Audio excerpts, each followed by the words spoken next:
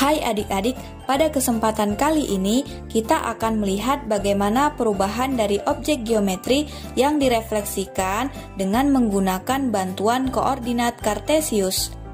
Nah, di sini kita sudah punya kucing sebagai objek geometri yang akan direfleksikan terhadap cermin yang letaknya berada di garis Y sama dengan -1. Sama seperti video sebelumnya, 4 titik yang kita ambil sebagai patokan posisi dari kucing adalah titik A yang merupakan kuping kanan berada pada koordinat 16. Titik B yang merupakan badan kiri berada pada koordinat 34. Titik C yang merupakan kaki kiri berada pada koordinat 22. Dan titik D yang merupakan kaki kanan berada pada koordinat 12.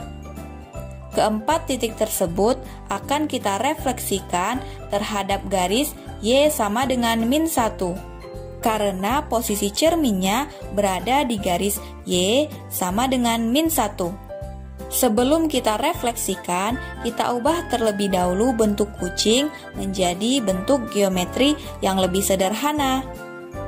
Oke, kita mulai dari refleksi titik A. Titik A berada pada koordinat 16. Langkah awal yang harus kita lakukan ketika merefleksi adalah menentukan jarak titik terhadap cerminnya. Nah, di sini jarak titik A ke garis Y sama dengan -1 adalah 7 satuan. Karena jaraknya 7 satuan, maka jarak dari garis Y sama dengan -1 ke bayangan titik A juga 7 satuan. Coba kalian tentukan di manakah letak koordinat dari bayangan titik A. Yang kedua adalah refleksi titik B. Titik B berada pada koordinat 34. Jarak dari titik B ke garis Y sama dengan -1 adalah 5 satuan. Karena jaraknya 5 satuan, maka jarak dari garis Y sama dengan -1 ke bayangan titik B juga 5 satuan. Coba kalian tentukan di manakah letak koordinat dari bayangan titik B. Yang ketiga adalah titik C. Titik C berada pada koordinat 22. Jarak dari titik C ke garis Y sama dengan -1 adalah 3 satuan. Karena jaraknya 3 satuan, maka jarak dari garis Y sama dengan -1 ke bayangan titik C juga 3 satuan. Coba kalian tentukan di manakah letak koordinat bayangan dari titik C. Dan yang terakhir adalah refleksi titik D. Titik D berada pada koordinat 12. Jarak dari titik D ke garis Y sama dengan -1 adalah 3 satuan. Karena jaraknya 3 satuan, maka jarak dari garis Y sama dengan -1 ke bayangan titik D juga 3 satuan. Coba kalian tentukan di manakah letak koordinat dari bayangan titik D.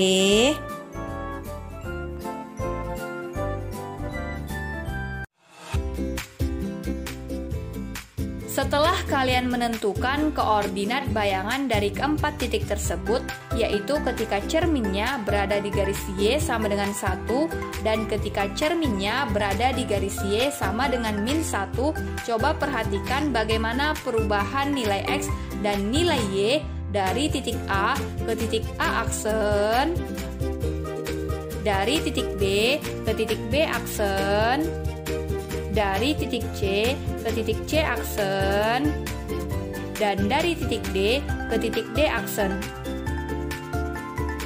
Apakah ada pengaruh posisi cermin terhadap posisi akhirnya? Nah, untuk mengetahui bagaimana pengaruh posisi cermin terhadap posisi akhirnya, maka kita misalkan posisi cerminnya berada di garis Y sama dengan K.